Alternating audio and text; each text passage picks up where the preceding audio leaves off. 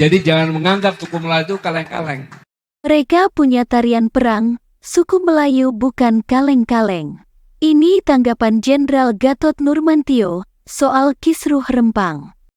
Mantan Panglima TNI Jenderal TNI Purnawirawan Gatot Nurmantio ikut berkomentar soal konflik agraria yang terjadi di Pulau Rempang, mengakibatkan bentrokan aparat dengan warga Rempang yang menolak relokasi beberapa waktu lalu hingga menjadi sorotan.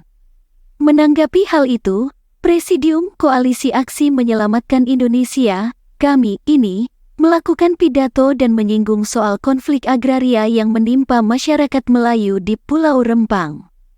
BP Batam berinisiatif mengambil jalan tengah, bahwa menggunakan uang yang didapat hasil sewa, itu kurang lebih ada 1 triliun rupiah.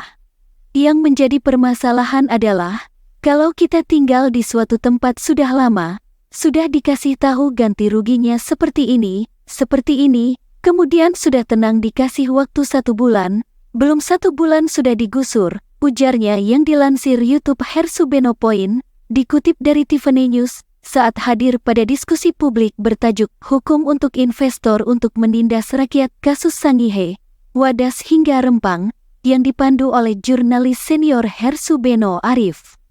Bahkan Gatot Nurmantio menyebut bahwa pelanggaran HAM berat sudah terjadi dalam konflik lahan di Rempang.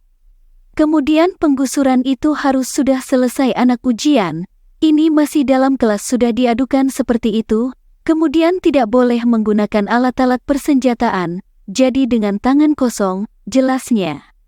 Lanjut Jenderal TNI, Purn.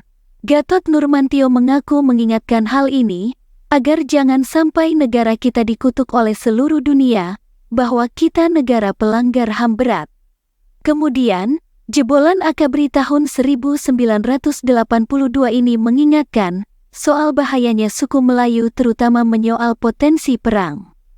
Yang perlu saya ingatkan kepada saudara-saudara sekalian, sebangsa setanah air, karena kondisi sosial media ini sudah seolah-olah mengungkit kebangsaan atau suku Melayunya ini, sehingga datang dari Kalimantan, datang dari Medan, datang ke sana. Saya hanya mengingatkan saja bahwa suku-suku di Indonesia ini adalah semua punya tarian perang, dan pada saatnya mereka siap untuk berperang sampai mati, itu jangan sampai terjadi, kata dia.